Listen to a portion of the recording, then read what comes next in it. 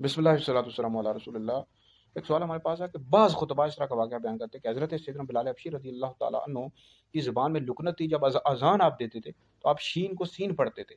تو یہودیوں نے کہا کہ حضور علیہ الصلوۃ والسلام نے یہ کیسا موزن رکھا ہوا ہے جس کو شین اور سین میں تمیز ہی نہیں ہے۔ پھر حضور علیہ السلام نے حضرت بلال رضی اللہ تعالیٰ عنہ کو اذان دینے سے منع کر دیا تو صبح ہی نہیں ہوئی۔ حضرت سیدنا جبریل علیہ السلام آئے اور عرض کیا رسول اللہ، جب تک حضرت بلال اذان نہیں دے گے صبح نہیں ہوگی۔ تو بھائی اس طرح کا کوئی بھی واقعہ موجود نہیں ہے، جو جھوٹی من گڑت روایت ہے۔